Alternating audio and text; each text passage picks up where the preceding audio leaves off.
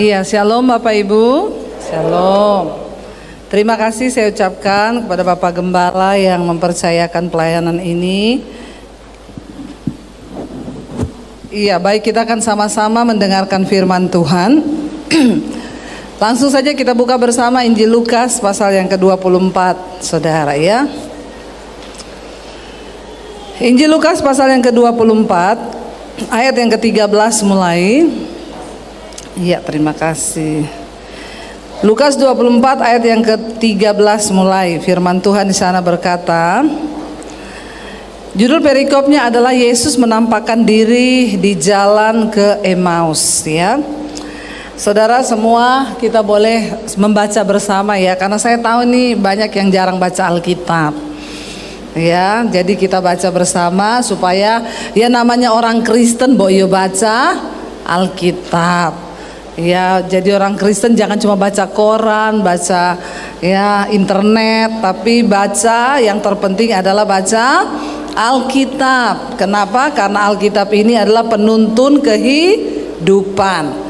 Yuk, Lukas 24 ayat yang ke-13. Firman Tuhan berkata, kalau nggak ada ditayangkan di sini, buka ya kitab suci. Nggak ada kitab suci, buka handphone suci. Ya, kita baca bersama. Saya baca ayat 13, saudara, ayat 14. Yesus menampakkan diri di jalan ke Emmaus. Pada hari itu juga dua orang murid-murid Yesus pergi ke sebuah kampung bernama Emmaus yang terletak kira-kira 7 mil jauhnya dari Yerusalem. 14.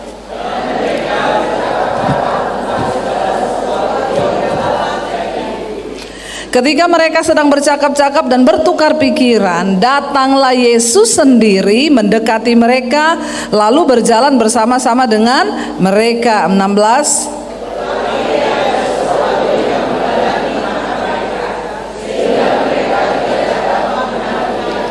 Yesus berkata kepada mereka, apakah yang kamu percakapkan sementara kamu berjalan? Maka berhentilah mereka dengan muka muram. Ayat 18.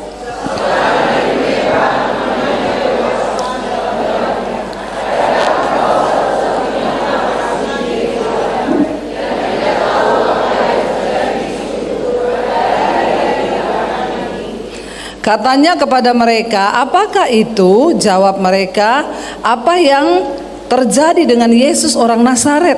Dia adalah seorang nabi yang berkuasa dalam pekerjaan, dalam perkataan di hadapan Allah dan di depan seluruh bangsa kami. 20.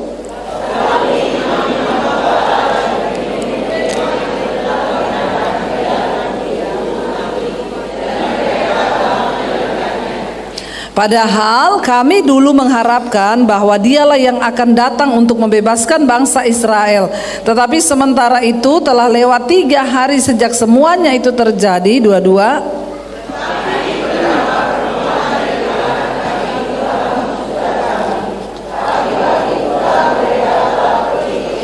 Dan tidak menemukan mayatnya. Lalu mereka datang dengan berita bahwa telah kelihatan kepada mereka malaikat-malaikat yang mengatakan bahwa ia hidup. 24.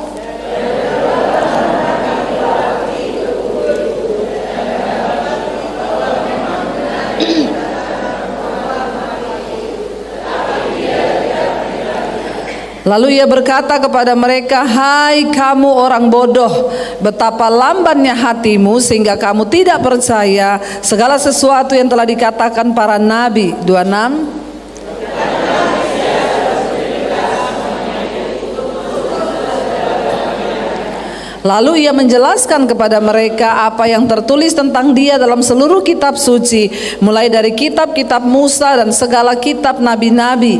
28.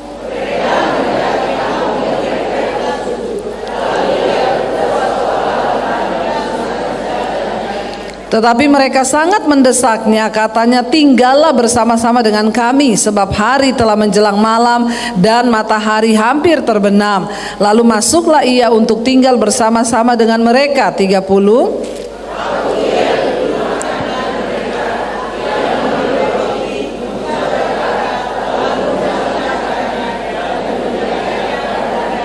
Baca bersama 31. Ketika itu terbukalah mata mereka dan mereka pun mengenal Dia, tetapi Ia lenyap di tengah-tengah mereka.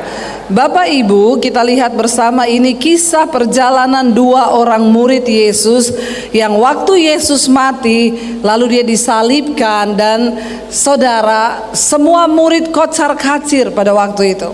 Termasuk dua orang murid ini sudah kehilangan pengharapan dan mereka berkata, ya sudahlah, kita pulang kampung saja karena orang yang kita andalkan sudah tidak ada. Mereka berjalan, dikatakan pergi ke sebuah kampung bernama Emmaus, dan Emmaus itu terletak itu kira-kira 7 mil jauhnya dari Yerusalem. 7 mil itu kalau di kilometer ya sama dengan 11,2 kilometer. Saudara, 11 kilometer itu jauh apa dekat kalau jalan kaki? Jauh ya, lumayan jauh. Dikatakan di sana, ini kita berdoa buat Yerusalem hari ini, ada perang besar di sana saudara. Padahal kami akan berangkat akhir bulan ini dengan rombongan 70 orang. Beberapa teman akan berangkat hari ini tetapi lagi terjadi, dan saya sudah bertanya kepada orang Israel, tour guide kita di sana, dia bilang ini benar-benar genting Ibu. Ya, dan berita terakhir sudah 200 lebih orang yang meninggal ya, dan terjadi di Yerusalem. Hari ini tembus masuk sampai ke Yerusalem, teroris ya. Tapi kita berdoa saudara ya, beberapa sudah batal berangkat. Saya nggak tahu nanti akhir bulan ini kami berangkat atau tidak, karena menurut kabar ya orang-orang Yahudi sudah masuk ke bawah bunker yang di bawah tanah. Jadi ini benar-benar genting ya, kita berdoa supaya ya damai sejahtera boleh ada di Yerusalem saudara. Dikatakan di sana bahwa mereka berjalan. Ini kenapa suara saya jadi begini ya, tes 1 2 3, enggak usah dikasih echo ya. Ya biasa aja, di standar aja ya, dihabisin semua biar suara murni saya aja yang kedengeran. Ya, tes 1 2 3 2 1. Boleh agak dikencengin dikit, nggak usah dipakein apa-apa ya, biasa aja. Tes 1 2 3 3 2 1. Iya, cukup ya. Saudara, 11 kilometer mereka berjalan ya. Dan Alkitab berkata, mereka itu sedang bercakap-cakap tentang segala sesuatu yang terjadi. Mereka itu lagi ngomong, kelihatan ngomongnya kekecewaan, karena Alkitab dengan jelas mencatat muka mereka itu muram. Ya, jangan di sini ada yang mukanya muram. Amin. Ya, semuanya sukacita kalau pagi hari itu ya. Dikatakan muka mereka itu muram. Mereka sedang bercakap, yang mereka percakapkan itu apa? Ya, iya ya. Yesus itu loh, padahal dia berkuasa, dia melakukan mujizat, dia itu loh semua tanda-tanda ajaib, dia itu nabi yang hebat dalam perkataan dan perbuatan, sudah terbukti. Tapi kenapa ya pemimpin-pemimpin kita itu mengambil dia, menghukum dia, lalu menyalibkan dia? Kira-kira percakapan mereka berisi kekecewaan mereka karena tokoh yang mereka puja itu sudah mati. Lalu Alkitab berkata, ketika mereka sedang bercakap, ayat 15, dan bertukar pikiran, datanglah siapa? Datanglah Yesus sendiri di tengah-tengah mereka, mendekati mereka, lalu berjalan bersama-sama mereka. Lalu saudara, Yesus itu tanya kepada mereka. Tapi ayat 16 tadi dikatakan, tetapi ada sesuatu yang menutup mata mereka sehingga mereka tidak kenal siapa Yesus. Saudara, hari-hari ini banyak terjadi dalam gereja Tuhan. Kita ini menyatakan diri kita Kristen, anak Tuhan, mengikut Yesus. Tetapi banyak di dalam gereja orang Kristen yang tidak mengenal Tuhan, tidak kenal jalan Tuhan, tidak kenal isi hati Tuhan. Makanya banyak orang Kristen yang Kristen, tapi dosa jalan terus. Melakukan segala hal yang menyakiti hati Tuhan jalan terus, karena mereka tidak mengenal siapa Tuhan secara pribadi. Ya, saudara, di Jawa ini, di Solo ini, saya tadi malam kita semua dengar ya sambutan dari wali kota diwakili. Dia bilang Solo ini adalah kota ternyaman nomor 1 di Indonesia untuk didiami. Mungkin saking nyamannya orang Solo ini sudah tidak ada masalah. Masih ada masalah enggak Bapak Ibu? Kalau enggak ada saya doakan biar ada masalah. Ya, kota ternyaman. Wow, enggak?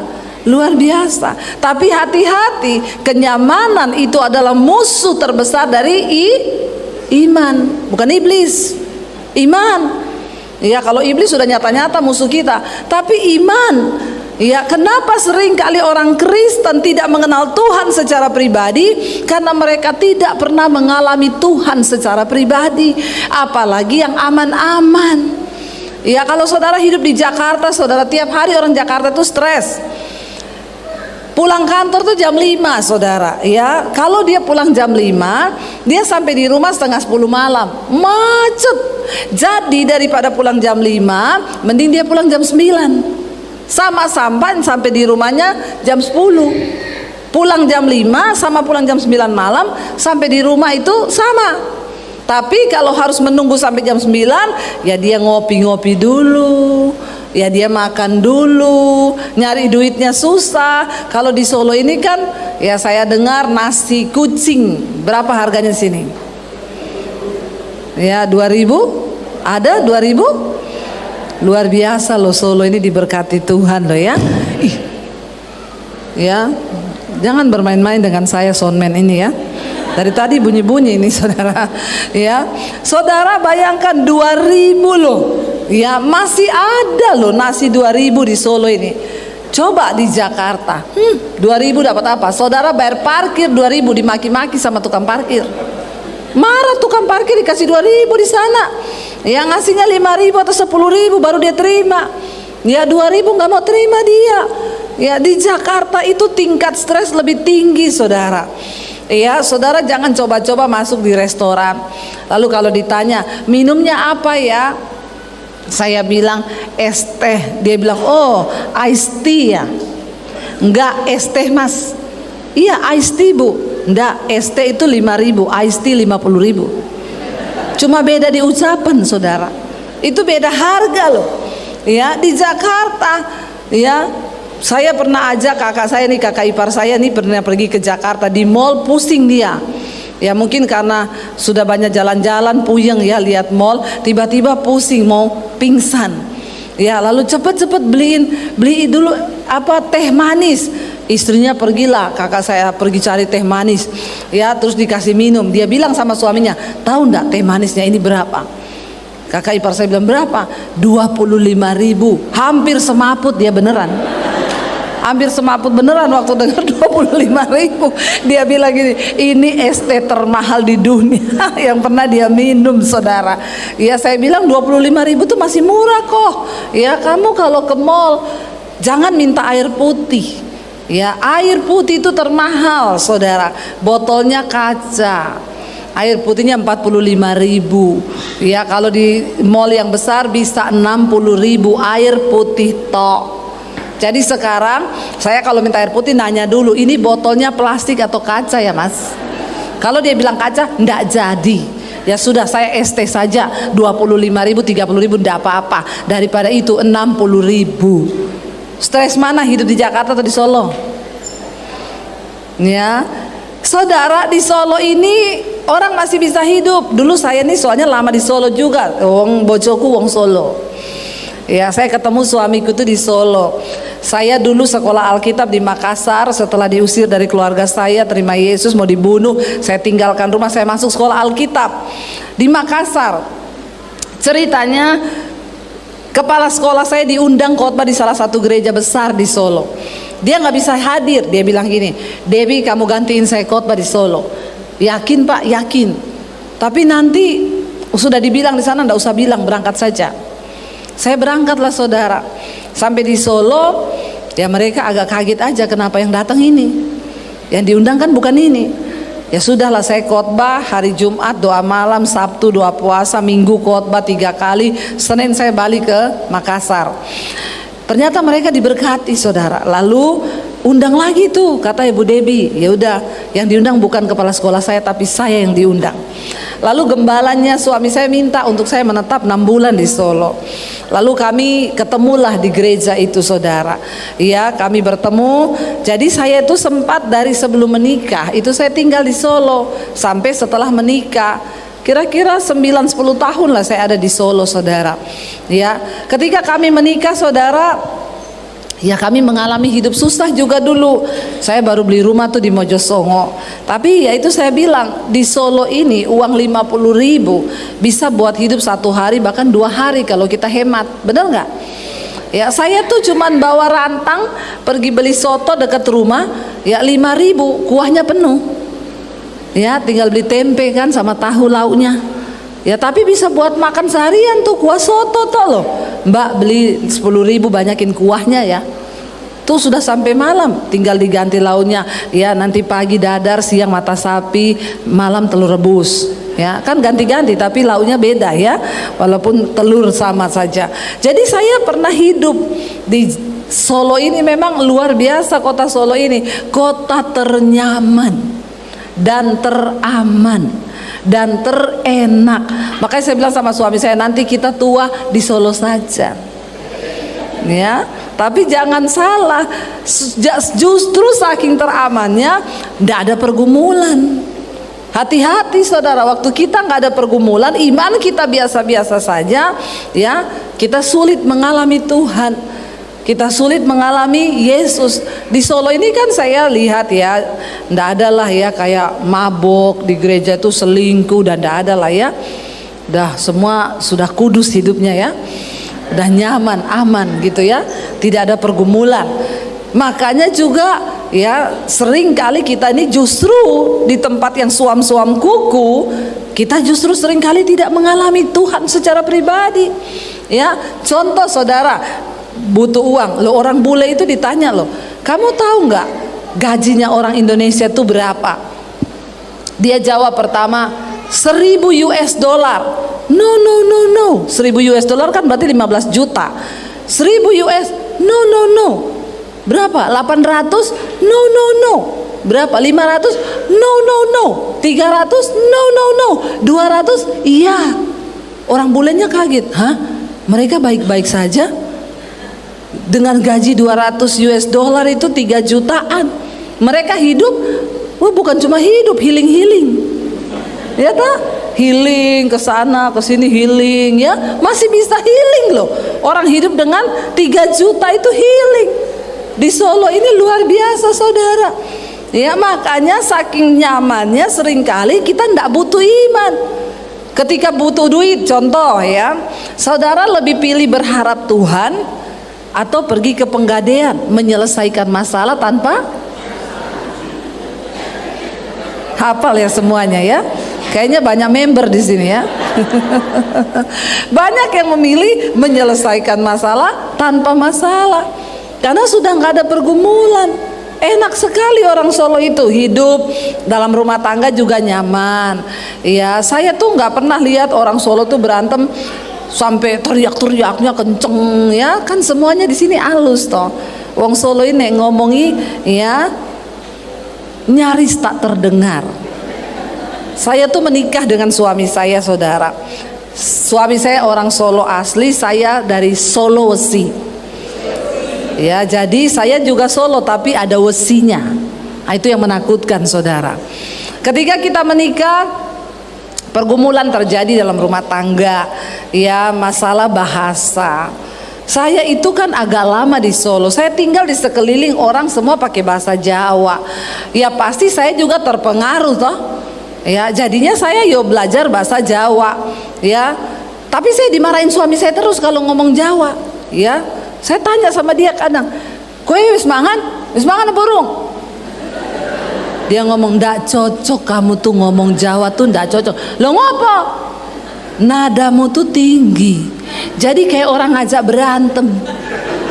Saya bilang lah, saya tuh di Solo ya saya terpengaruh dengan orang Solo. Tapi gimana saya nggak bisa ngomong Solo? Dia bilang, yo kowe latihan sih jadi wong Jowo. Saya bilang, piye jadi wong Jowo? Ngomong iki nada nenek di belakang kui turun. Wong Solo kui nek ngomong nada belakangnya turun. Orang Sulawesi kalau ngomong nada belakangnya stres nggak? Stres. Saya dimarahin terus saudara. Ketemu mertua saya tanya, mak, kowe wis mangan? Semangan apa urung? Dia ngomong, ojo ngomong gitu tuh kasar, ndak boleh ngomong tuh. Lah ngomongnya piye? Yus kowe ngomong bahasa Indonesia aja, kata suami saya. Stres saya saudara. Suruh belajar bahasa Solo ngomong. Jadi sadar kadang dia ingat, kadang kagak. Ya kadang, say, ayo mangan. Ya. Ayo lungo. Tapi kadang dia kebablasan. Jadi kami ini berumah tangga itu berat loh, rumah tangga kami ini. Ya kalau sesama orang Solo kan mungkin berantem ya udah diam-diaman aja. Tapi kalau sama orang Sulawesi tidak bisa begitu saudara. Ya saya ngomong sedikit apa dia marah. Dia ngomong sama saya, nek ngomongi ojo nesu. Saya bilang aku ini ndak nesu loh, iki biasa. Tapi nadamu tuh nesu ora. Malah jadi nesu saudara. Jadi pergumulan itu, aduh saya itu coba kalau itu dibiarin bisa cerai loh orang, cerai loh. Sampai saya itu ngomong sama dia, coba kamu ngomong Sulawesi, nada belakangmu tinggi, ya ndak bisa dia, tetap ndak bisa, karena memang itu sudah dari sananya. Tapi puji Tuhan, sampai hari ini saya sama suami saya tidak cocok, sampai detik ini. Cuma satu yang mencocokkan kami, firman Tuhan. Makanya istri harus tunduk pada firman, suami juga harus tunduk pada firman, supaya rumah tangga itu menjadi cocok. Saudara, pergumulan itu membawa kita ini bisa mengenal Tuhan. Ketika kita ada dalam masalah, pencobaan, cari Tuhan, hidupkan iman. Ya, seringkali kita ini biarin aja tuh anak lari-lari, nggak usah diliatin. Sudah gagal fokus lagi. Ya, lihat saja sama saya ya. Jangan lihat yang lain-lain. Saudara, ya ketika kita ini punya pergumulan, kita mengalami tantangan, pakailah kesempatan itu untuk membuat kita ini mengenal Tuhan. Tuhan itu pengen kita ini diizinkan mengalami masalah supaya hidup kita ini semakin bertumbuh. Tapi mungkin memang ya orang di Solo ini saya lihat, maaf ya saudara, kekristenannya juga banyak yang suam-suam kuku. Sehingga kadang-kadang loh anaknya itu pindah agama aja enggak jadi masalah. Saya pernah pelayanan di Solo beberapa waktu yang lalu. Waktu itu saya digerakin Tuhan tuh altar call para pemusik, singers. Mereka maju saudara. Lalu saya doain WL-nya perempuan. Dia nangis menjerit-jerit. Setelah saya pulang ke Jakarta, dia tuh WA saya, dia bilang, "Bu, terima kasih ya. Kayaknya ibu datang ke Solo benar-benar hanya untuk saya." Loh kenapa? Ibu tahu nggak, bulan depan itu saya ini sudah mau menikah dengan seorang pria namanya Zulkifli. Kok bisa? Iya Bu, dari umur 26 orang tua saya itu sudah suruh saya nikah terus. Katanya, "Kilo, tonggo-tonggo dong ngerasani kayak kurung nikah-nikah wis umur sangene kilo." Di sini itu omongan tetangga jadi masalah. Akhirnya anaknya ditekan. Dia bilang, "Saya sudah berdoa Bu dari umur 26, Tuhan kirim, Tuhan Matius, Markus, Lukas, Yohanes, Petrus, kirim Tuhan." Nggak ada yang datang Bu, malah umur 28 yang datang Zulkifli. Jadinya orang tua saya bilang, "Yowes ndak apa-apa ya, yang penting kamu tuh nikah." Tapi mak, aku kan Kristen, ora apa-apa, podo wae. Nih loh, ngeri loh saudara, ngeri loh. Saking adem ayemnya, tidak ada tantangan, sampai iman pun seringkali digampang ke. Ndak apa-apa, podo wae. Dia bilang, "Jadi Bu, saya itu bulan depan harus menikah." Dipaksa orang tua saya. Tapi kemarin ketika ibu khotbah, ibu doain saya ditegur Tuhan. Saya ndak mau Bu, saya harus terus, sekali Yesus aku tetap Yesus. Saya bilang sabar, janji Tuhan tuh pasti datang ketika kamu minta sungguh-sungguh. Jangan tertipu dengan dunia, jangan tertipu dengan iblis. Iya Bu, ini aku yakinkan orang tuaku, saya sudah tolak. 2 bulan kemudian dia telepon saya lagi, Bu Debbie, puji Tuhan Bu, bener yang ibu ngomong, ini Petrus sudah datang. Akhirnya dia menikah saudara. Ya, sering kali saudara kita tuh nggak sabar tunggu janji Tuhan. Persoalan Tuhan izinkan terjadi supaya kita ini imannya semakin bertumbuh. Saya bersyukur saya dipanggil Tuhan. Waduh, di Sulawesi itu untuk urusan agama keras saudara. Berani ada orang pindah agama, nyawa taruhannya. Ya, tapi saya bersyukur Tuhan izinkan saya mengalami itu supaya saya mengalami Tuhan, saya bergumul dengan Tuhan, dan saya mengenal Tuhan secara pribadi dalam hidup saya. Jangan benci dengan persoalan tantangan. Murid Yesus, mereka itu mendengar Yesus sendiri yang ngajari mereka loh. Ya, kita ini mau belajar di sekolah Alkitab, ya nggak Pak? Biar mau sampai master, profesor, dokter, tapi kan bukan Yesus yang ngajar kan? Orang kan Pak. Ini yang ngajar tuh Yesus loh. Yesus sendiri mengajar mereka tentang hukum-hukum Taurat, tentang apa yang tertulis tentang dirinya, ya, tentang dia adalah Mesias yang akan datang, bahwa dia satu saat akan diserahkan, akan mati, disalibkan, tetapi dia akan bangkit kembali. Murid-murid itu sudah dengar cerita itu.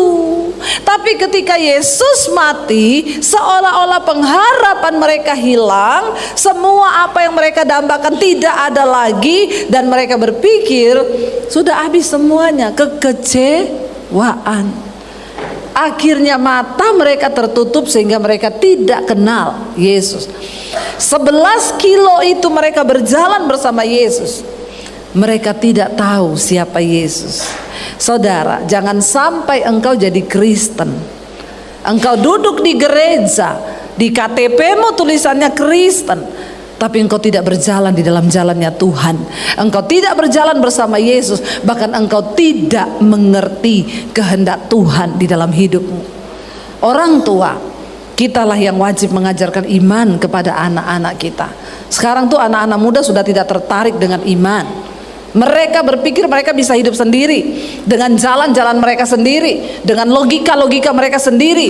Ya, mereka mulai berpikir hidup itu punyaku, tapi maaf, nyawamu itu punyanya Tuhan. Kalau Tuhan bilang hari ini kau mati, mati kau. Jangan sombong. Saya ajarkan kepada anak-anak saya bilang, sekaya apapun orang mau menjadikan kamu istri atau pacar, sehebat apapun jabatannya, kalau dia nggak takut Tuhan, ke laut aja. Jangan pernah masuk di hatimu. Saya bersyukur anak-anak saya itu dengar. Seganteng apapun cowok itu, kalau dia nggak takut Tuhan, dia dugem, dia coba ngajak anak-anak saya melakukan hal yang apa? Enggak, anak saya bilang putus. Ya, saya bilang jaga hidupmu dalam kekudusan. Kalau engkau serius dengan Tuhan anak muda, Tuhan juga serius dengan engkau loh. Jangan sombong loh anak-anak muda ya. Bilang sama anak-anak saudara, kita nggak tahu dunia ini sedang apa yang terjadi. Maaf ya, hari ini saya bilang sama anak-anak saya, kamu nggak bisa hidup berdasarkan kepintaran dan logika. Saudara, ke depan tenaga manusia sudah digantikan oleh robot. Iya, saudara tahu sekarang robot-robot canggih, robot Indonesia, selebgram robot, bukan manusia, pengikutnya jutaan. Dia sekarang terima endorse. Ya, endorse saudara, iklan-iklan cantik banget, tapi bukan orang, robot. Bahkan di beberapa negara di Amerika sekarang yang khotbah bukan pendeta di gereja, robot yang khotbah. Loh, kalau mau diukur pintarnya kita sama robot, pintaran siapa? Pintaran robot saudara. Robot itu sekarang, saudara ketik ya. Suami saya punya aplikasinya itu ChatGPT saudara, itu tinggal diklik ya. Kita mau ketik khotbah hati nurani, bikin 7 paragraf, tidak ada 1 menit, 1 detik, serut 7 paragraf muncul. Bukan manusia. Nah saudara, kita tidak bisa andalkan kekuatan, kepintaran, logika kita. Bilang sama anak-anakmu, jangan sombong kau anak muda. Ke depan ini kita nggak akan tahu jadi apa dunia. Tapi orang yang hidup mengandalkan Tuhan, yang takut akan Tuhan, Tuhan pelihara. Saya nih diusir dari rumah nggak bawa ijazah. Secara manusia masa depan saya ini udah hancur. Saya mau kerja apa, saudara? Saya tidak ada lagi jalan keluar. Apa yang harus saya lakukan? Puji Tuhan, Tuhan angkat saya jadi YouTuber, nggak perlu ijazah kan? Loh, nggak perlu ijazah, saudara. Ya, ajaib cara Tuhan. Makanya jangan andalkan logikamu. Berjalanlah bersama dengan Tuhan. Kekristenan itu soal berjalan bersama Tuhan, bukan soal logika. Kita mau pinter, dunia ini terus berkembang. Sekarang saudara, tenaga-tenaga semua mulai digantikan oleh mesin komputer, ya. Jadi ke depan ini dunia ini nggak tahu mau jadi apa. Ayo kita sungguh-sungguh cari Tuhan. Selama kita berjalan bersama Tuhan, Alkitab bilang diberkatilah orang yang mengandalkan Tuhan, tapi terkutuklah orang yang mengandalkan manusia. Murid ini, mereka murid Yesus kurang apa? Mereka mendengarkan pengajaran Yesus, tapi ketika Yesus mati, mereka tergoncang imannya. Masalah datang, tantangan datang. Alkitab berkata, saudara, ketika Yesus bertanya begini, Yesus tuh yo unik ya, nyeleneh. Dia tanya ayat 17, apa yang sedang kamu percakapkan sementara kamu berjalan? Ya, dan murid itu berkata begini, hello, kamu orang baru ya? Ngomong ke Yesus, kamu orang baru ya? Kayaknya kamu satu-satunya orang asing yang baru datang, yang tidak tahu apa yang terjadi dengan Yerusalem. Kamu tidak dengar berita, kamu nggak baca koran, kamu tidak lihat di Instagram. Ini viral, lagi viral. Yesus yang kami sembah, orang yang berkuasa, dia dihukum mati, disalib. Kamu tidak tahu beritanya, padahal mereka ngomong sama Yesus. Jadi yang bodoh siapa? Murid Yesus ini, saudara. Lalu Yesus bilang apa, saudara, di sana ayat yang ke-19? Ya, mereka cerita tentang Yesus gini-gini, imam-imam kepala gini-gini. Lalu Yesus menjawab kepada mereka, saudara. Ya, ayat 25. Sebenarnya kan mereka sudah dengar cerita Yesus akan bangkit. Mereka pergi lihat, memang kubur itu kosong. Mereka lihat, selama ini firman yang mereka dengar ternyata tidak masuk. Sehingga ketika datang pencobaan, firman itu hilang.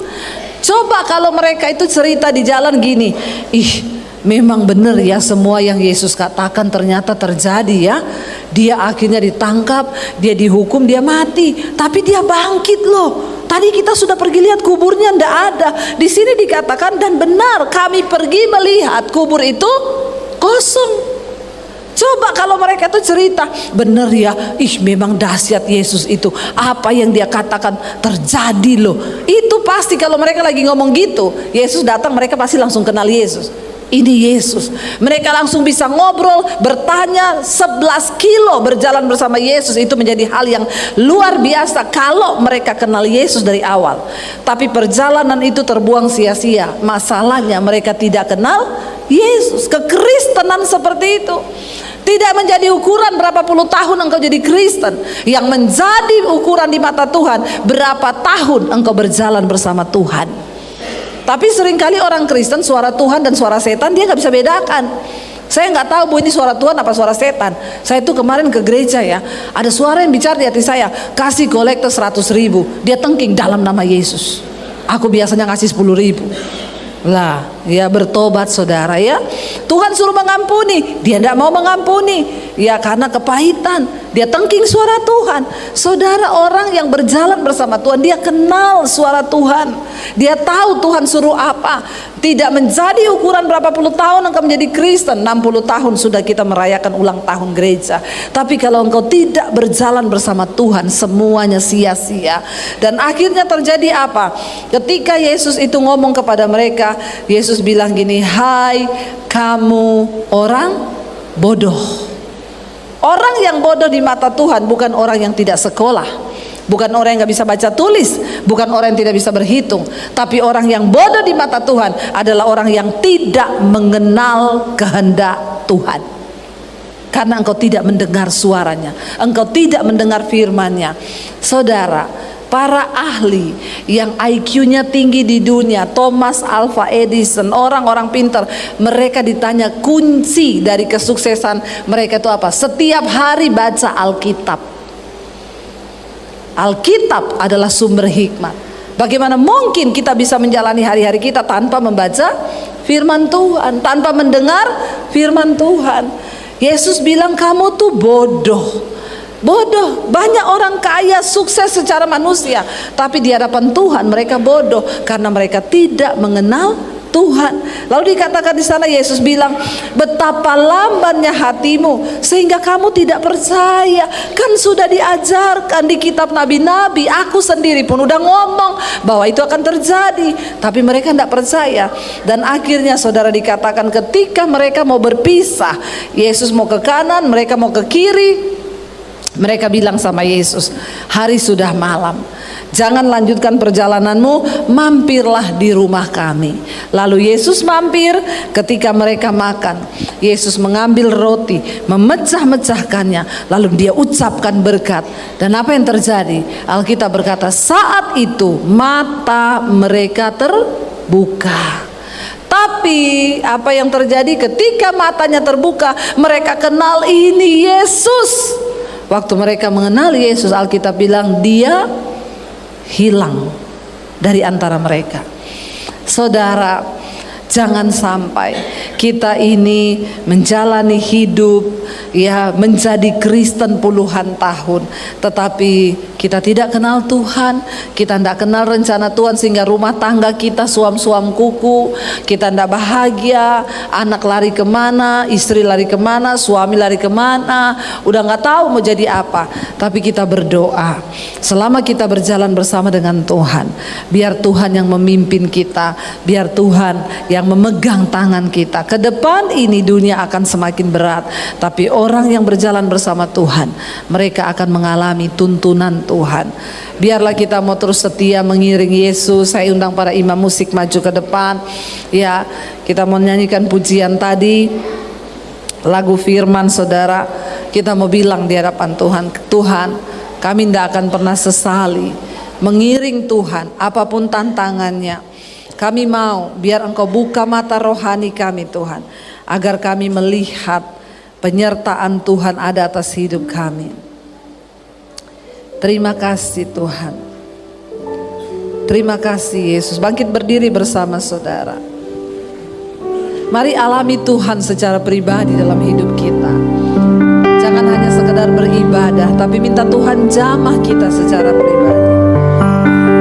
Biar Tuhan hadir dalam hidup kita. Katakan bersama. Takkan pernah ku sesali mengiring Yesus sepanjang hidupku, lewati lembah air mata, ku saksikan kemuliaan-Mu dinyatakan. Berapapun harga yang harus ku bayar, ku kan tetap setia melayani, mengasihi-Mu, mengiring-Mu seumur hidupku. Janji-Mu kan tetap ku pegang sampai ku dapat mahkota kehidupan. Biar musik saja perlahan. Saudara, mari kita menyadari bahwa hidup ini bukan hanya yang saat ini kita hidupi, tapi hidup ini sampai pada kekekalan. Ada hidup yang sampai pada kekekalan. Biar hari-hari ini kita berdoa, Tuhan, kami mau mengalami Tuhan secara pribadi. Berjalan bersama dengan kami Tuhan. Berjalan dalam rumah tangga kami, berjalan bersama anak-anak kami Tuhan. Engkau pegang tangan kami Tuhan. Tidak ada satupun yang bisa kami andalkan di dunia ini selain daripada Tuhan. Kami berdoa Bapa, jangan sampai kami tidak mengenal kehendak Tuhan. Jangan sampai kami tidak mendengar suara Tuhan, sebab Engkau masih berbicara sampai hari ini. Hamba berdoa berkati gereja-Mu di tempat ini Tuhan. Bahwa kami mengalami Tuhan dalam hidup kami, mengalami mujizat, mengalami pernyataan Tuhan, supaya ketika Engkau datang kali yang kedua, Engkau dapat berkata, aku mengenal Engkau anak-anak. Ketika kita masuk dalam pengenalan yang benar akan Tuhan, kita taat akan firman-Nya, mendengar suaranya, maka itulah yang akan menjadi jaminan sampai pada kekekalan kita ketemu Tuhan. Terima kasih Bapa buat hari ini. Biar iman kami semakin bertumbuh di dalam Tuhan. Jangan sampai kami menjadi Kristen tapi kami tidak mengenal Tuhan dengan benar. Bawa setiap kami Tuhan untuk terus mengalami Engkau secara pribadi. Kami mau melayani Tuhan lebih lagi dalam panggilan yang sudah Tuhan beri kepada kami masing-masing. Di tempat bekerja kami, dimanapun kami berada, kami tahu Tuhan panggil kami untuk melayani-Mu Tuhan. Buka hati dan tangan-Mu Bapak Ibu. Terimalah berkat dari Allah Bapa, cinta kasih dari Tuhan Yesus Kristus, penyertaan Allah Roh Kudus yang akan memenuhi hati dan hidupmu mulai hari ini, bahkan sampai kali yang kedua Tuhan Yesus datang menjemput kita. Namamu tercatat di dalam kitab kehidupan. Di dalam nama Tuhan Yesus yang percaya diberkati Tuhan, katakan bersama amin, amin, amin.